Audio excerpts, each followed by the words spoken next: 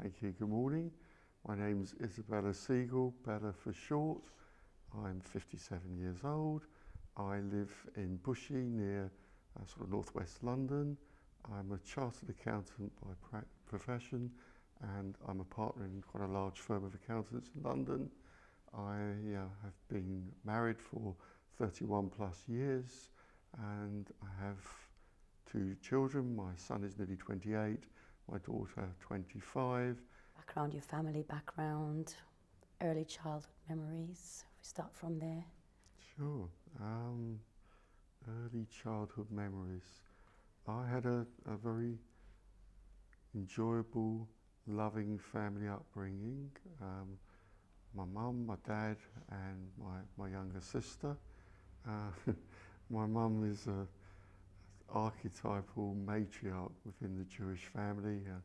Love her to bits, but she does rule the family with a bit of a rod of iron. Growing up was somewhat like being in a war zone on occasions, because mum would make her views known. My younger sister, we had an enjoyable childhood. It wasn't a wealthy background. My late dad was a London black cab driver, so whilst we didn't have the luxuries in life, we didn't go without, and it was a very fortunate and enjoyable upbringing. And up to the age of 8, we lived in northwest London, and I went to a Jewish school, Jewish primary school, and I think that was the formative years of my Jewish identity, and it stuck with me. What described that sort of formative stage of your identity? I think it was really going to the Jewish primary school, and then sort of explaining very simply that this is how Jewish people live, this is what Jewish people do, and I sort of absorbed it, I suppose, like a sponge, and enjoyed it and embraced it. Then at 8 years old, I do remember, at 8 years old we moved from one part of London to another, just further out northwest London, and then I stopped going to a Jewish school and went to the local state primary school. And on day 1, the school bully came over to me and introduced himself, so I said hi, and he said, "You're Jewish?" I said yes, because I thought everybody in the world was Jewish. And he said, "You killed Christ." And I said I didn't even know him, and then he hit me. So that was my first incident of people maybe not liking Jewish people. That stuck in my memory. After that, I wasn't the world's greatest fighter, but I put up a good defence, and subsequently we became friends. As you can probably see, I'm transgender, and it was a struggle. My gender identity in my early teens was a huge struggle. That was some 40 plus years ago, and living nowadays, we live in a far more understanding and tolerant society than maybe it was all that time ago. So I was confused, I was ashamed of my gender incongruence within my own mind, and did my best to push it away and not deal with that. Was there a particular situation, like a sort of early memory when you realized, this was my gender or sexual identity? Sort of when did it sort of click? No, I think it's from the age of 4 or 5 knowing that I actually was presenting to society in the wrong gender, that I wasn't being true to myself, that I wanted to be female, but I wasn't. I was male, and so I had to demonstrate even more that I was male and push away the female feelings. I didn't speak to anybody about it until I was probably in my early to mid-20s. And even then, That was only probably to my partner, to nobody else, because I suppose we all have our own innermost secrets, our own things we keep within us. And I was ashamed, and I was not wishing to have this gender conflict, and I wanted to not have this conflict within myself, but it just doesn't go away. My dad passed away in 2011. I just decided that maybe life's too short. I don't know how many years I've got left, but these gender issues were something I needed to address. So I did. I took myself off to see the relevant gender psychiatrist who diagnosed gender dysphoria.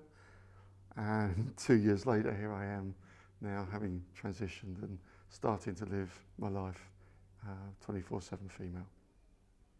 So I thought the short answer is the milestone in my life is losing my dad, who I know would have been cool with what I'm doing. The first time, as a child, when I was 14, 15 or whatever, I would go out dressed female. And in the 1970s, that was cool because I had long hair. It was not a problem, although society was different, it was less accepting. I suppose, sorry, I'm losing the track here. Really, the decision the first time to go out dressed female was in about July 2010, and I'd been encouraged by the therapists to do that. So I went to Manchester, where there's a big transgender event called Sparkle, and I came out of this hotel. I remember being absolutely petrified, thinking that the national press would be there to photograph me and splash me across page 3 of the newspapers, that the police would be there to arrest me, and there'd be 50 plus yobs there to beat me up. But the world didn't stop. In fact, the world was great, and I had the most fabulous weekend. I was dressed as Bella 24/7.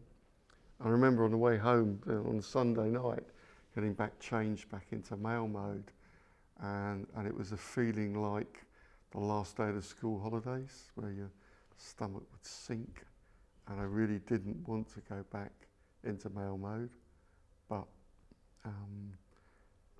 circumstances at that stage and I wasn't ready to transition.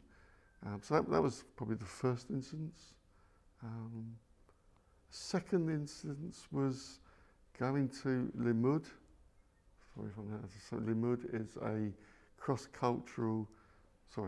cross-Jewish conference held every year, and they had some LGBT, lesbian, gay, bisexual, transgender sessions. And I went there and I met certain people who then introduced me to a synagogue in London, where they were quite accepting of my gender and how I presented, and totally non-judgmental. So yeah, the first time I went to a Seder night, I think was around about probably March 2012, I guess, and it was just brilliant. It made me realise that actually I could live in society and protect my Jewish heritage and faith within the Jewish religion, because I'd always, up till then, been a member of the United Synagogue. And the third instance, I guess, was the decision to live my life full-time female, which took place, it just happened, quite frankly. I told the guys I work with, who were reasonably understanding, and then somebody was indiscreet and breached my confidence, so I was outed. and then decided they'd done me a favour. So out I came and started living full time.